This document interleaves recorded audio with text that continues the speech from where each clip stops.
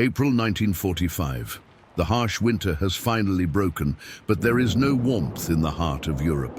On the contrary, a cold of steel and death is advancing relentlessly from the east. Think about it.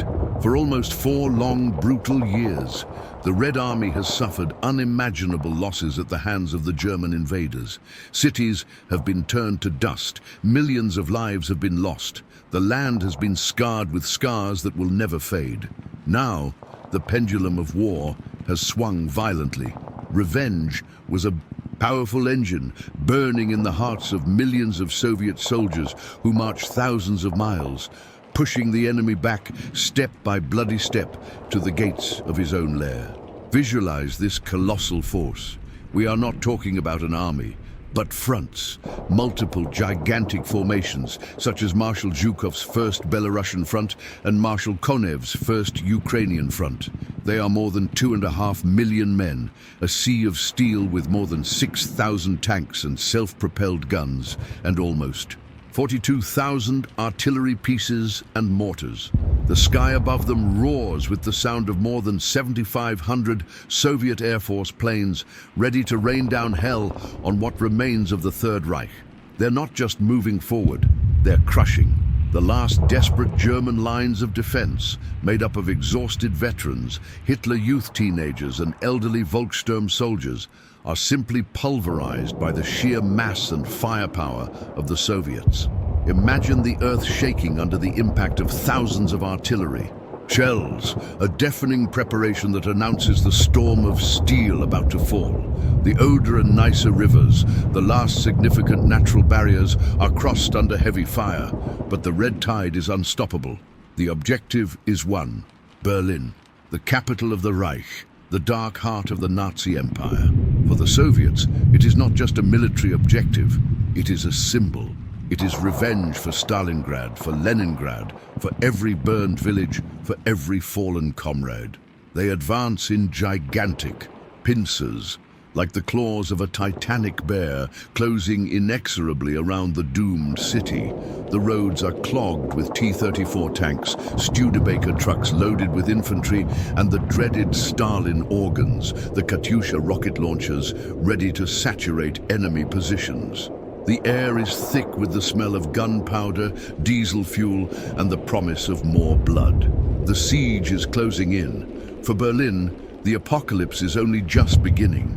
Before Soviet tanks could roll through the streets of Berlin, there was one last formidable obstacle to overcome: the Silo Heights. Think of them not as mountains, but as strategic high ground about 90 kilometers east of the capital. It was the last significant natural defensive position, and the Germans, under the command of General Gotthard Heinrici, a master of defense, knew it. They turned those heights into a nightmare for any attacker. Picture deep trenches, dense minefields, camouflaged artillery positions, and the dreaded 88 Mibles anti-tank guns dug in, ready to spit death. Heinrici, anticipating the initial Soviet bombardment, shrewdly withdrew most of his troops from the front line just before the barrage began, minimizing initial losses. When Zhukov's artillery fell silent and the tanks and infantry advanced under the glare of giant searchlights, a tactic meant to blind the defenders, but which created confusing shadows, they encountered marshy ground and fierce, well-prepared German resistance. What followed was pure carnage. The Soviets, despite their overwhelming superiority in numbers and materiel, were forced to fight for every inch of the hills.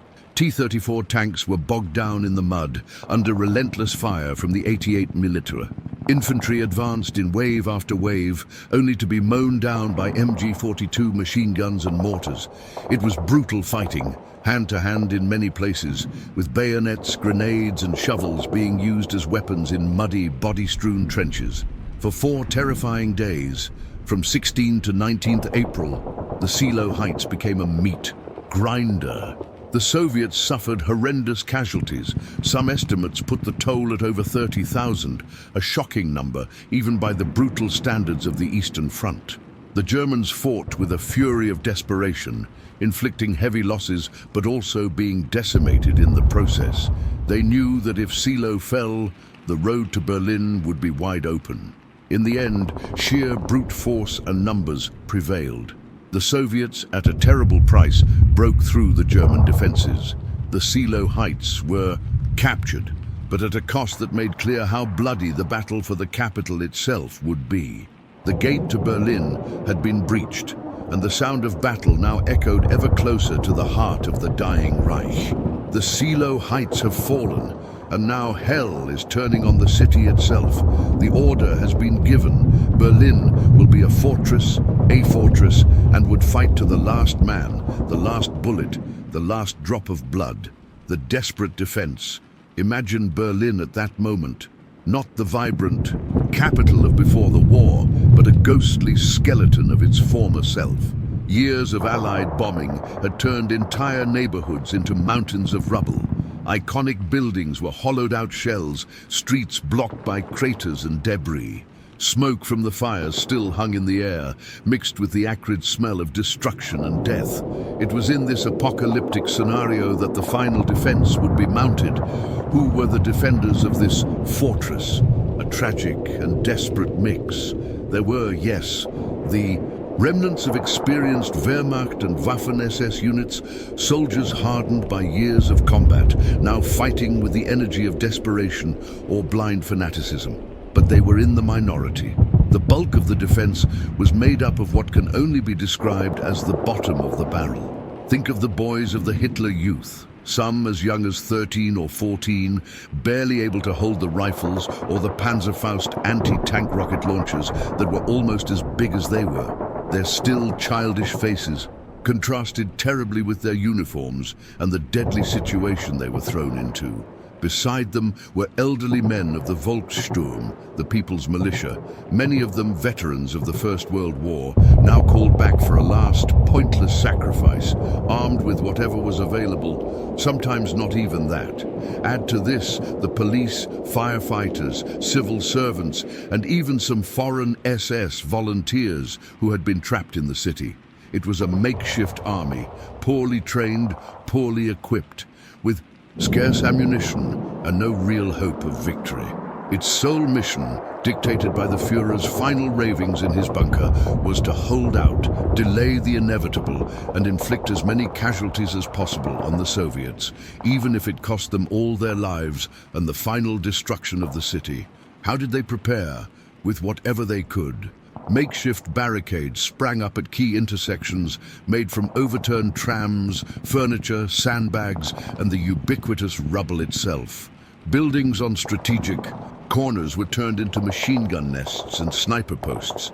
Subway tunnels and sewers became routes of movement and ambush. Every window could hide a sniper, every pile of rubble a death trap. The order was clear. Fight for every street, every building, every floor, every room. A suicidal defense, house by house to the bitter end. Fortress Berlin was not a fortress of steel and concrete, but a death trap of ruins and despair, waiting to swallow attacker and defender alike. The city is ready, or rather resigned to its bloody fate. The Soviet steamroller is about to enter. The fortress is built with barbed wire and desperation. Now, the floodgates of hell are opening. The Red Army, having broken through the last external defenses, begins to penetrate the limits of Berlin itself. The urban carnage is about to begin. Imagine the sound. First, the distant roar of artillery that never quite stops, hammering the deepest defenses.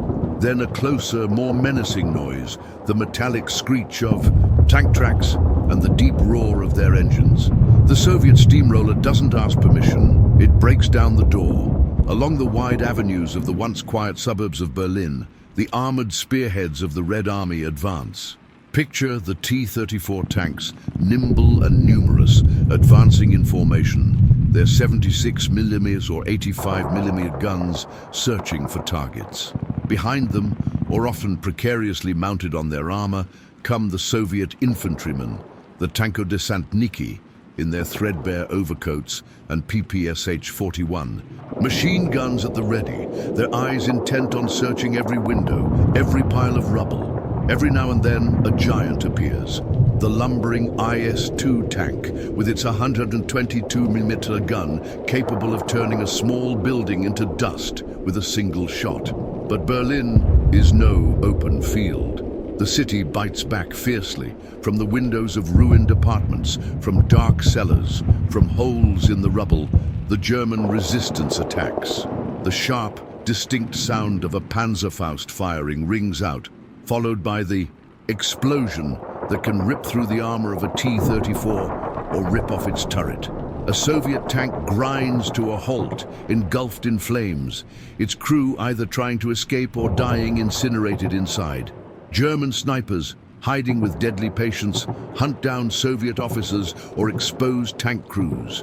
Nests of MG-42 machine guns, with their frighteningly fast rate of fire, sweep the streets, forcing Soviet infantry to take cover, to advance by leaping from crater to crater, from portal to portal.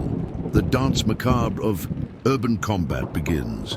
The Soviets quickly learn, and the hard way, that advancing down main streets is suicide. They begin using brutal but effective tactics, blowing up walls between buildings to advance without exposing themselves to street fire, clearing buildings floor by floor, room by room, using grenades, flamethrowers, and hand-to-hand combat.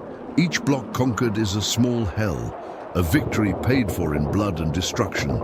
The city, already scarred by the bombings, begins to bleed even more under the direct impact of the battle. Buildings collapse under tank fire, fires spread out of control, and the streets are filled with debris, burned-out vehicles, and inevitably bodies.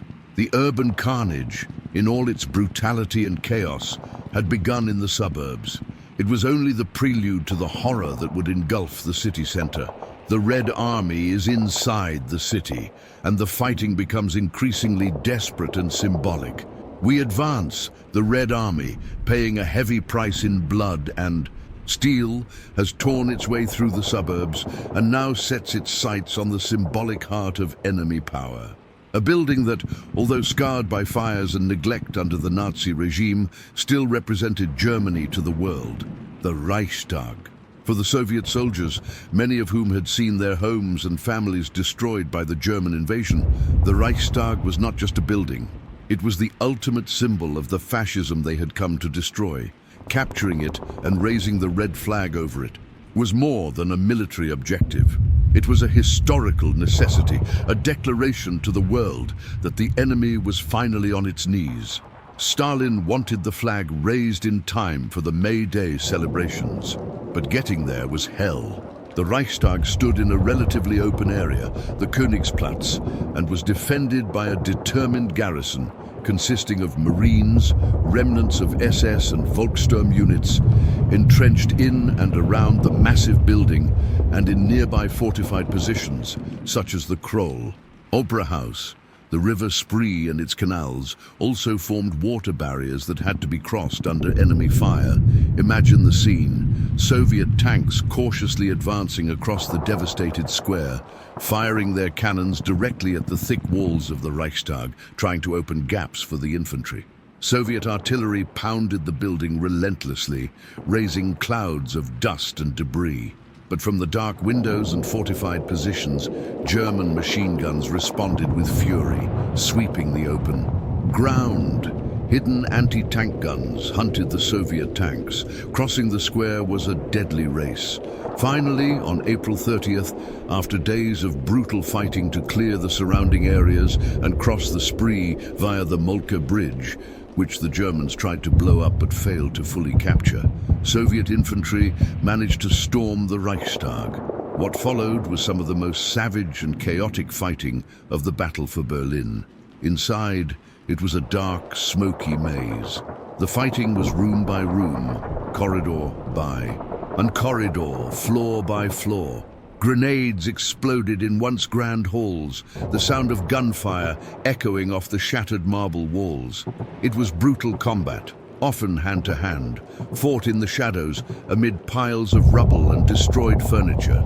The German defenders, knowing there was no escape, fought fanatically. As the battle raged on the lower floors, small groups of Soviet soldiers, under constant fire, tried desperately to reach the roof. The sight was too powerful to ignore. After several attempts and much confusion, on the night of April 30th, or perhaps as early as the early hours of May 1st, accounts vary, a group finally succeeded.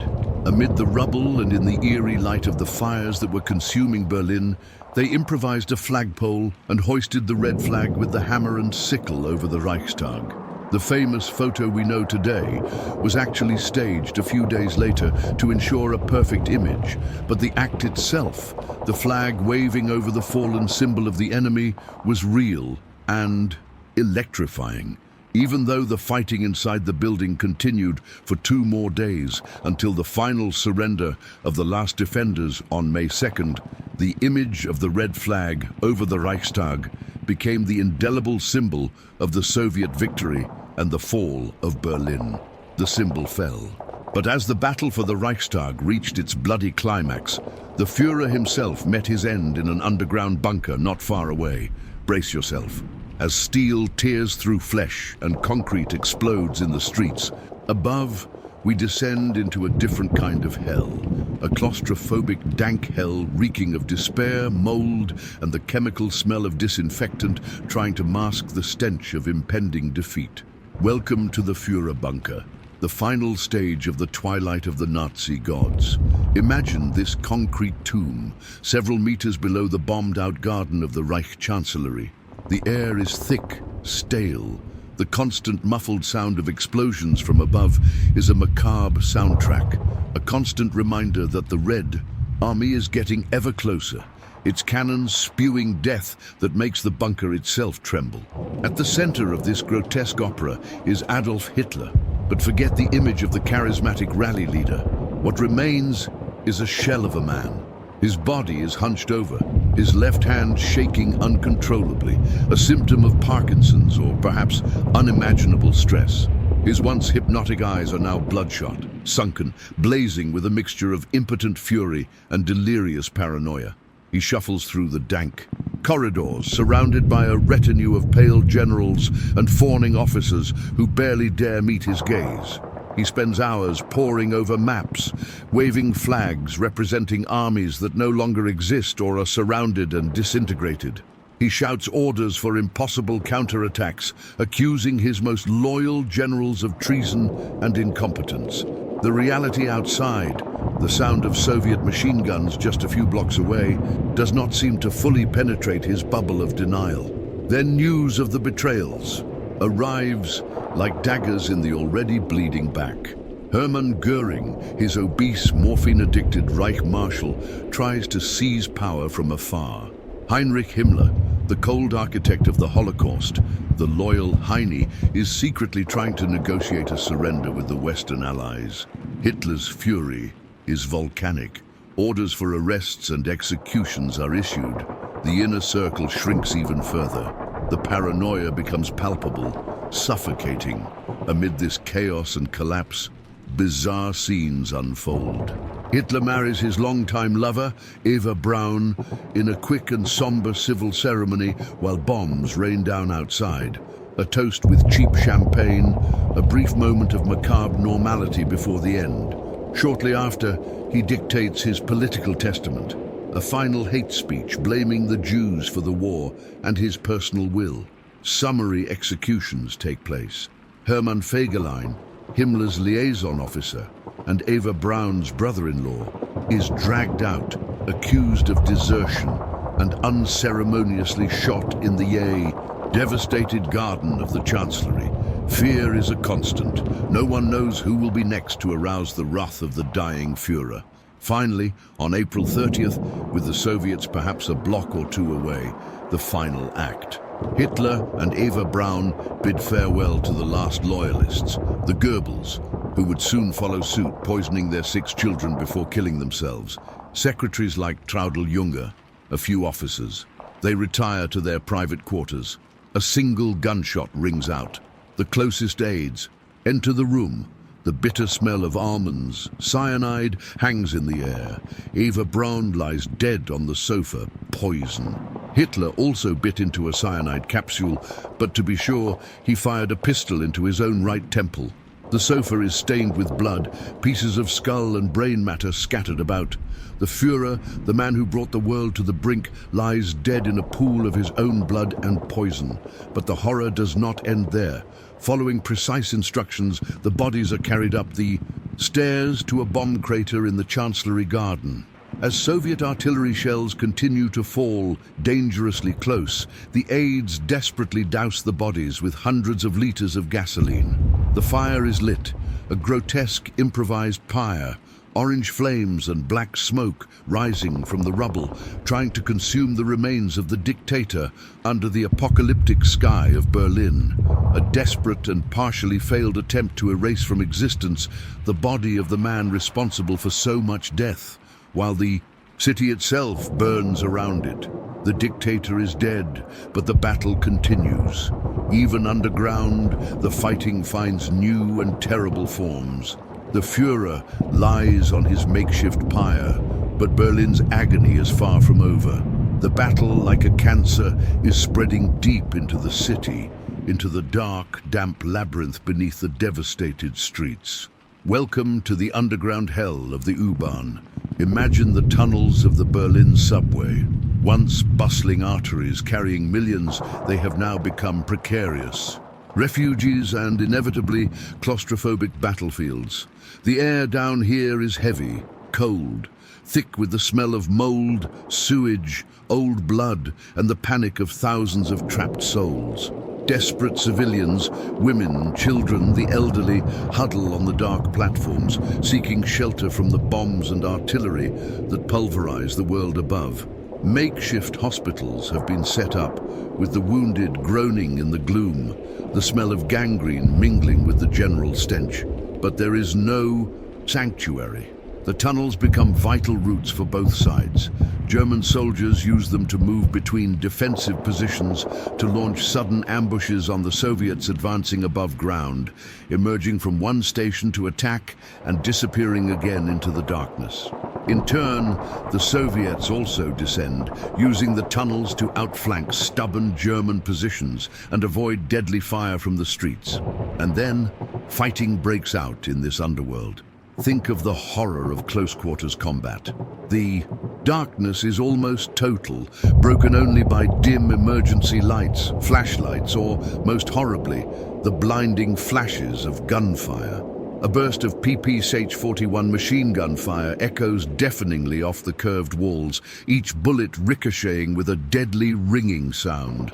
Grenades are rolled through the corridors, their explosions amplified tenfold in the confined space, shattering concrete and flesh indiscriminately, the screams of victims lost in the chaos. It's an intimate and brutal fight. Soldiers face each other in dark corners, the fight decided in seconds with knives, rifle butts, or point-blank shots. The risk of friendly fire is constant. Panic spreads like wildfire among the trapped civilians, their screams mixing with those of the fighters. Wounded people are trampled in the darkness, their blood mixing with the dirty water that runs down the walls and pools in the trails. And then comes the final horror. In a desperate and controversial attempt to halt the Soviet advance, some say on Hitler's direct orders, others say it was a local action, floodgates are opened, or tunnel walls under the Landwehr Canal are blown up. A torrent of icy, filthy water rushes through sections of the system. Imagine the scene, the water rising rapidly in the darkness, engulfing platforms where civilians and wounded were sheltering. Soldiers, weighed down by their equipment, struggled to keep from drowning in the water mixed with sewage and blood, while still trying to shoot or defend themselves. Screams of terror as the water rises, trapping thousands in this dark, watery tomb.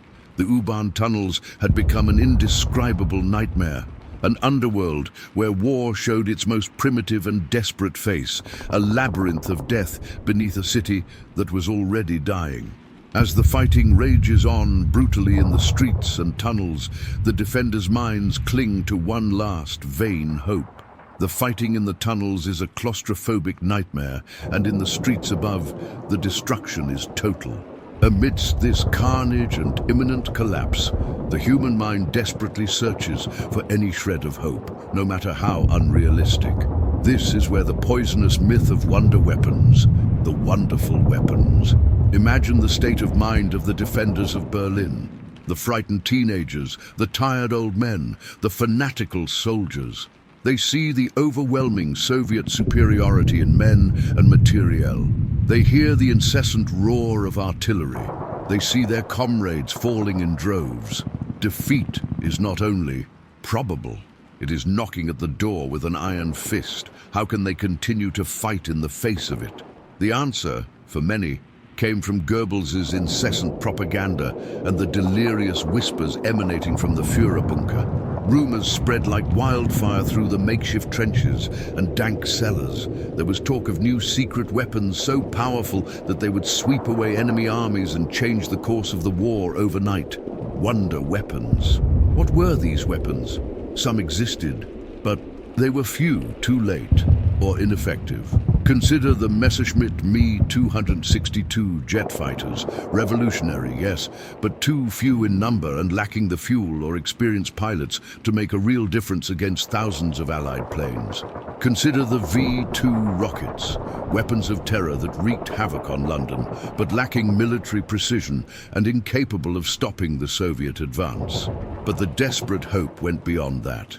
There was talk of indestructible super tanks, like the gigantic mouse, of which only prototypes existed, of death rays, of German atomic bombs, a project that never came close to completion, of phantom armies that would emerge from the Alps to help Berlin.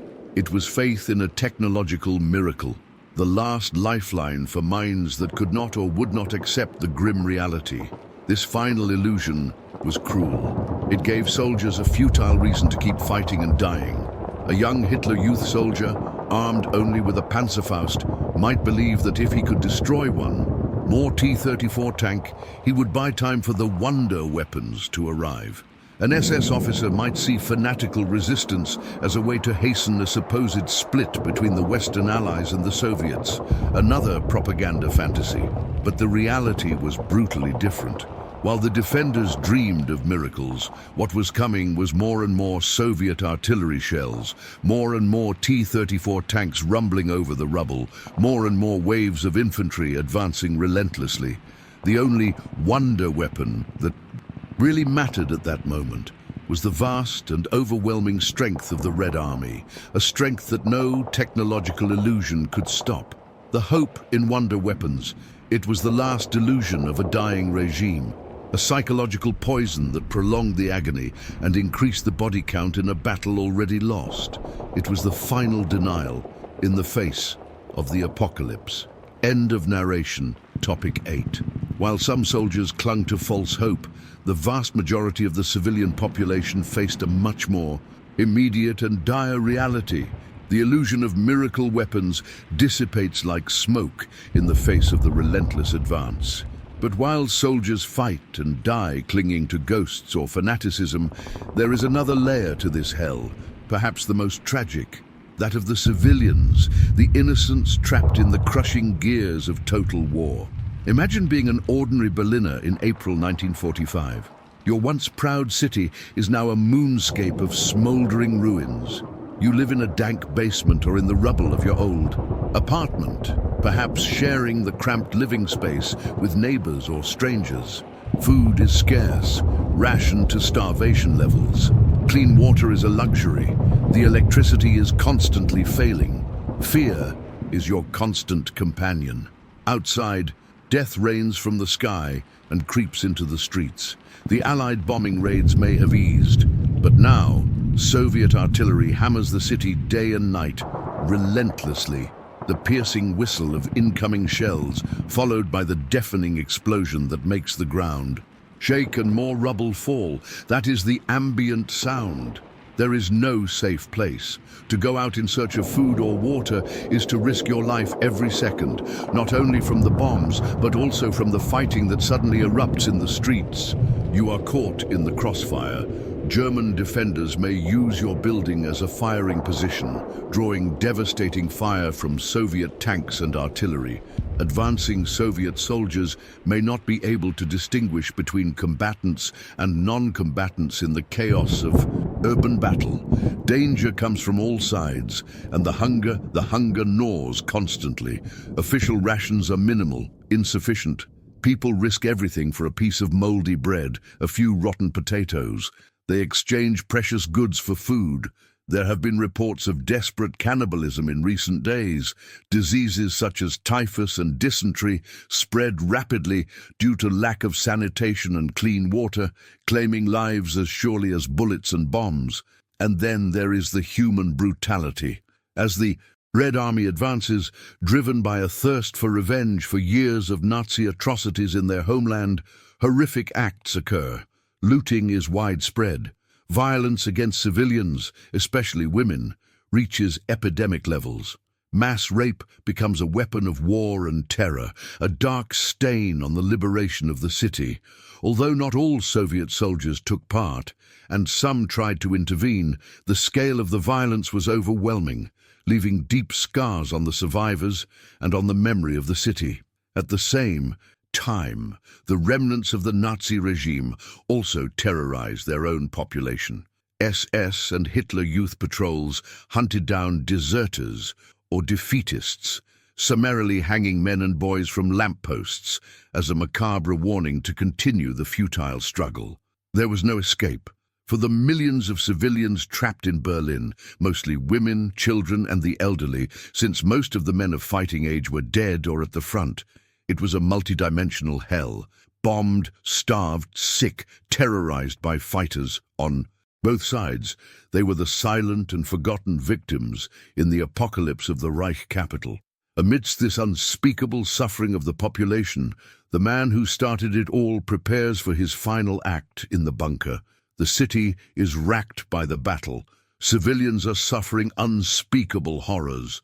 And in the heart of this hell, in the suffocating bunker beneath the chancellery, the architect of all this destruction finally faces his own inevitable end. The moment the world has longed for and feared has arrived. It is April 30th, 1945. The sound of battle outside is no longer a distant rumble. It is a constant thunder, close, menacing. Soviet soldiers are fighting just a few blocks away, perhaps even in the Chancellery garden above.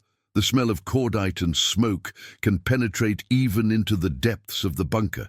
There are no more miracle armies coming to the rescue, no more wonder weapons, only total defeat and imminent capture.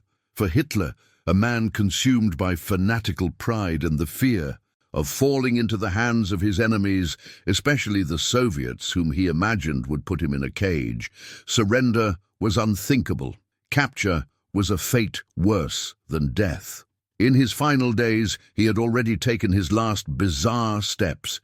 He married Eva Braun and dictated his wills full of hatred and self-justification. Now comes the final moment. He gathers his closest aides and the remaining bunker personnel, figures like the Goebbels, his loyal secretaries, Bormann, a few officers.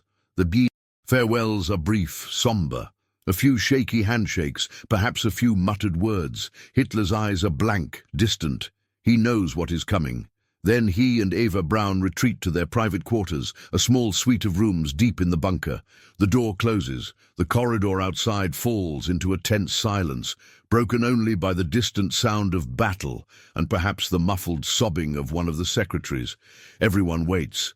What happens in there? No one knows for sure the final seconds. But the plan was clear, discussed and rehearsed. Eva Braun would bite into a capsule of potassium cyanide, a quick and lethal poison.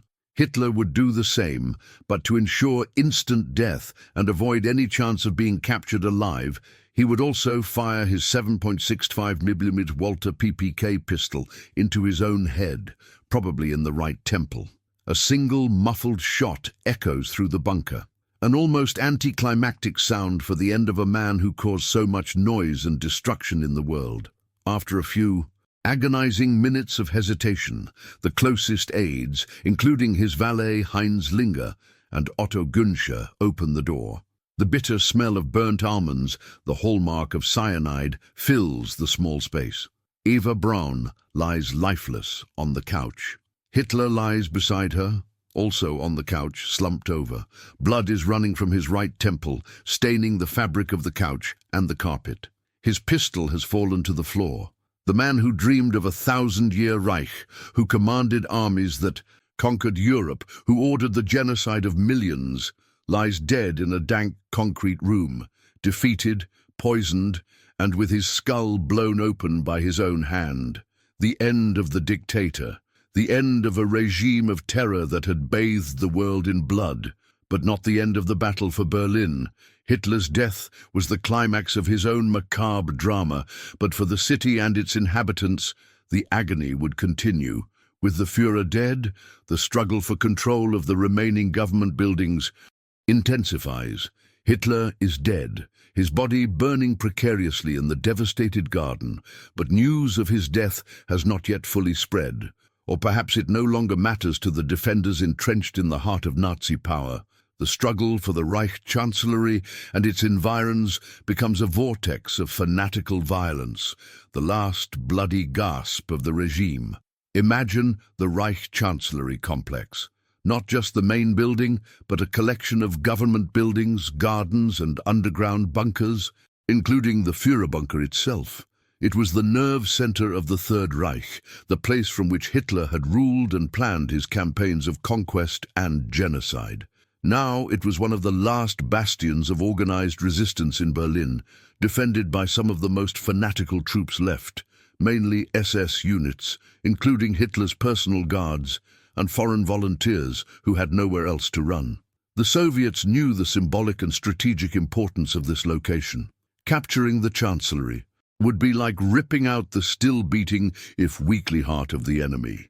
They converged on the area from multiple directions, facing a maze of blocked streets, fortified buildings, and desperate fire from the defenders. The fighting here is brutally intense. The buildings are massive, built to impress and last, and provide excellent defensive cover. Every window is a potential machine gun emplacement, every door a trap. Soviet IS-2 tanks fire their 122 mm cannons at close range against the stone walls, trying to breach them. The infantry advances under a hail of bullets and grenades, using assault tactics, blasting through walls, fighting in dark corridors and once opulent halls, now littered with rubble and bodies. The SS defenders fight with suicidal ferocity. They know that surrender would likely mean summary execution or a gruesome fate in a Soviet gulag. For them, it is a fight to the death. They use Panzerfausts with deadly effectiveness against Soviet tanks that venture too close. They ambush patrols in dark corridors. They fire from the ruins of the garden, using bomb craters as trenches. The fighting extends to the Führer bunker itself, or at least to its entrances and surface structures. The Soviets do not know exactly what happened down there, but they know it is a vital hub. There are reports of desperate fighting at the bunker entrances, with the defenders trying at all costs to prevent the Soviets from penetrating Hitler's final sanctuary. The Chancellery and its surroundings become a microcosm of the Battle of Berlin, a chaotic, bloody, no-holds-barred struggle fought amid monumental ruins, where fanaticism and despair collide with overwhelming force and a thirst for revenge. The air is unbreathable with smoke, concrete dust, and the stench of death. Bodies pile up in the devastated corridors and gardens. It is the last organized stand at the center of Nazi power, a final spasm of violence before total collapse.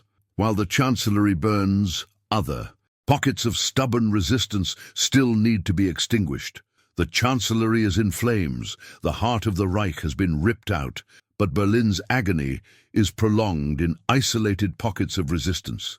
One of the most significant, a symbol of another era now swallowed up by modern warfare, is the ancient citadel of Spandau.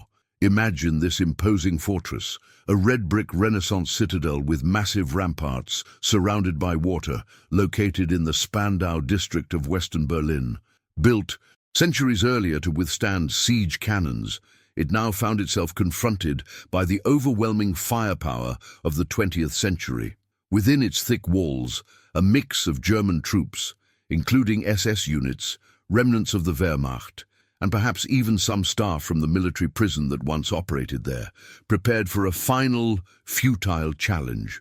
For the Soviets advancing on Spandau, the citadel was an obvious obstacle and a hotbed of resistance that needed to be neutralized. They could not simply ignore. The assault began, as usual, with a heavy artillery bombardment. Modern shells exploded against walls built to withstand iron cannonballs, tearing off chunks of brick and raising clouds of red dust. But the citadel was strong. Its walls offered excellent protection against direct fire. The defenders, entrenched in well-protected positions, responded with machine guns and anti-tank weapons, making any approach dangerous. The Soviets had to bring up heavier weapons, positioning cannons to fire directly at the gates and battlements, trying to create gaps for the infantry. The fight for Spandau citadel may not have been on the same epic scale as the battle for the Reichstag or the Chancellery, but it was a tense and bloody engagement. Soviet infantry tried to cross bridges or use makeshift boats to cross moats under heavy fire. Once they reached the walls, the fighting became a brutal, close-quarters battle to dislodge defenders from casemates and inner courtyards. However, the defenders' situation was untenable. Isolated, with no chance of reinforcements or resupply, with dwindling ammunition and facing an enemy with nearly unlimited resources, resistance was a doomed act of defiance. News of Hitler's death and the imminent fall of the city centre had probably already reached them, further sapping morale. Finally, on May 1st, 1945, or possibly on the morning of May 2nd, coinciding with the general surrender, resistance at Spandau Citadel ceased. The German commanders, realizing the futility of further bloodshed, surrendered the fortress. The gates opened, and Soviet soldiers entered, no longer under fire, but to disarm and capture the exhausted and defeated survivors. The fall of Spandau Citadel marked the end of one of the last significant pockets of organized resistance within Berlin. The city was almost entirely in Soviet hands, but the instinct for survival would still drive some to attempt the impossible. With organized resistance crumbling, some groups attempt a desperate escape from hell. Organized resistance has crumbled, the citadel has fallen, the Führer is dead. For many German soldiers and officers trapped in the cauldron of Berlin, the only thing left is the primal instinct for survival. The order now comes not from a non-existent central command, but from the desperate desire to escape the inferno before it consumes them completely. Imagine the night of May 1–2. The city is a maze of ruins, eerily illuminated by fires that burn out of control. The sound of battle has faded in some areas, but the Soviet ring of steel around Berlin is tighter than ever. It is against this backdrop that groups of German soldiers, often mixed with terrified civilians, decide to risk everything in a desperate attempt to break out of the encirclement and flee westward, hoping to surrender to the Western Allies rather than the Soviets. These are not coordinated offensives, but rather fragmented, chaotic efforts. Groups form spontaneously, remnants of SS units, Wehrmacht soldiers, a few tanks or armored vehicles that are still functioning, gathering at makeshift meeting points, such as the Friedrichstrasse subway station or near the Weidendamme Bridge. Their plan is generally simple and suicidal. Advance en masse, using darkness and confusion as cover, trying to break through the Soviet lines at a perceived weak point and escape through the forest or suburbs towards the Elbe, where the American or British lines might be. Picture the scene. At the Weidendamme Bridge, hundreds, perhaps thousands of soldiers and a few civilians are gathered, waiting for the right moment. A few Tiger II or Panther tanks lead the way, opening fire on the Soviet positions across the Spree River. The infantry follows close behind, running low, firing frantically, a desperate mass advancing under a hail of bullets and mortar fire. But the Soviet blockade is brutally effective. The Russians wait for such attempts. Their heavy machine guns sweep the bridges and open streets. Anti-tank guns fire at close range at German armor. Artillery, alerted to the breakout attempt, saturates the area with explosive shells. It is a massacre. German tanks explode in balls of fire, blocking the path for those behind. Soldiers are cut down by the dozens, their bodies falling into the streets or tumbling off the bridge into the dark waters of the Spree.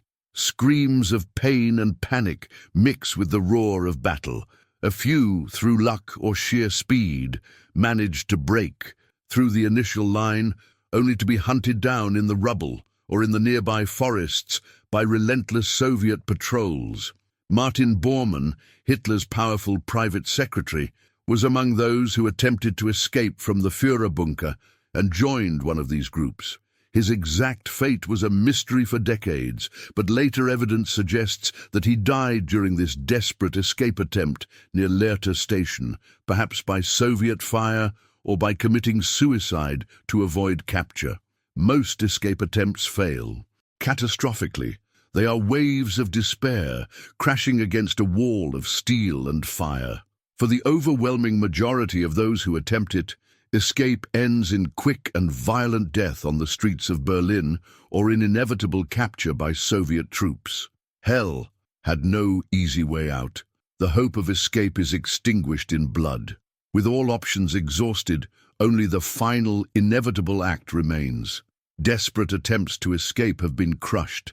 Fanatical resistance in government buildings has been silenced by overwhelming firepower.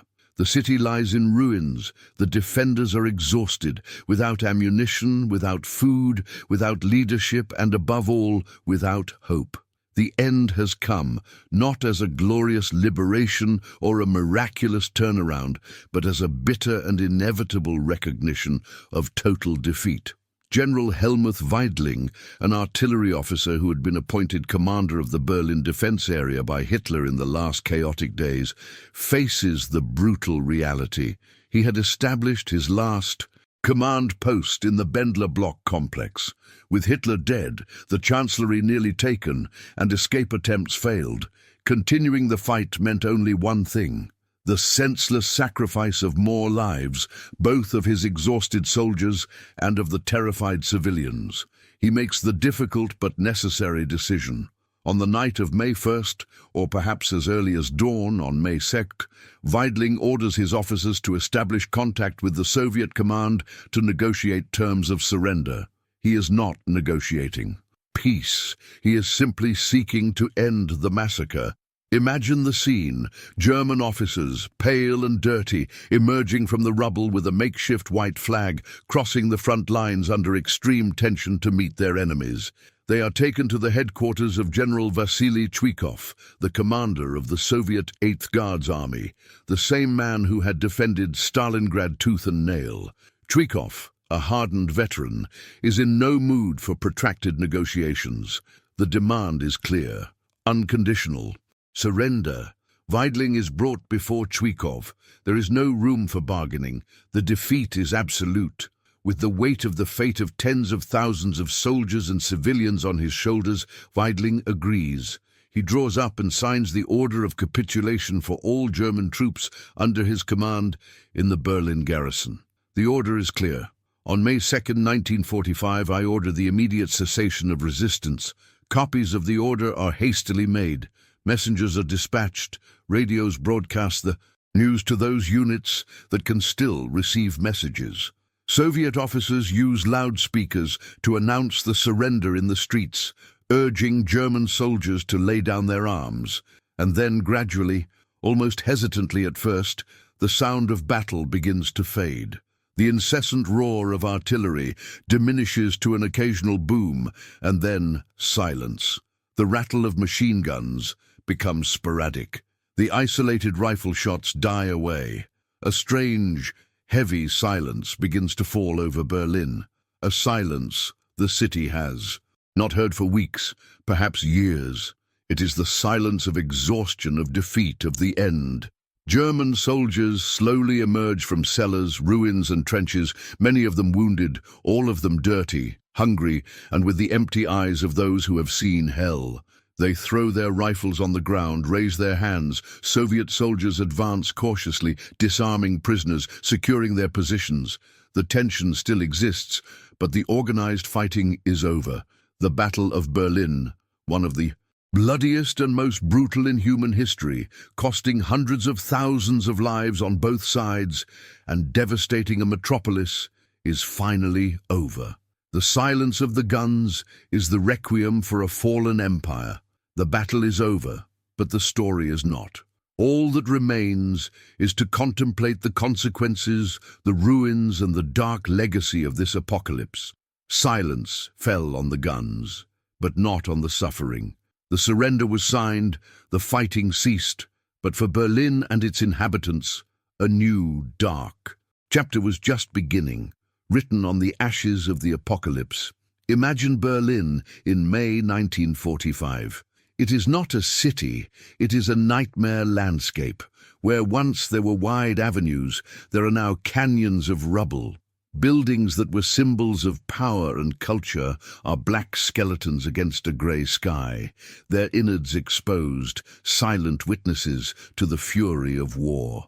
It is estimated that more than 70% of the city centre was destroyed or severely damaged. Millions of cubic meters of rubble blocked the streets. The smell of death hangs heavy in the air, mixed with the cold smoke of extinguished fires and the odor of sewage and decay. Bodies still lie under the rubble or in the streets, awaiting burial. The living emerge from their underground shelters like ghosts, pale, thin, traumatized. Their faces bear shock, grief, and absolute uncertainty about the future. The victors, the Soviet soldiers, now ruled the city.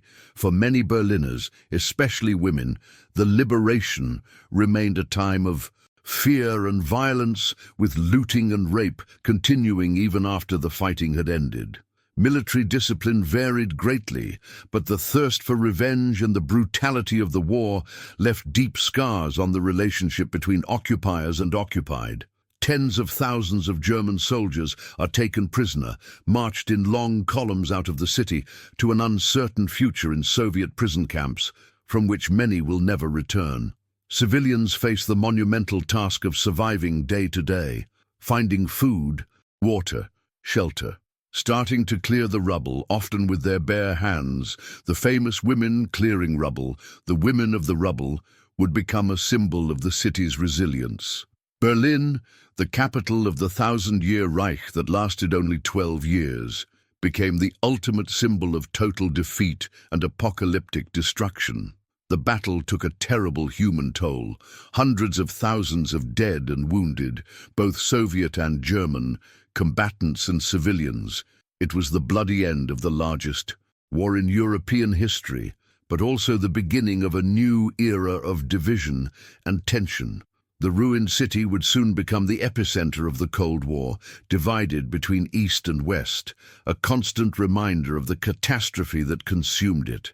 The legacy of the Battle of Berlin lies not only in the physical scars that took decades to heal, but in the indelible memory of brutality, fanaticism, suffering, and the precipitous fall of an empire built on hatred and violence. The apocalypse had passed, but its shadows would linger for a long, long time.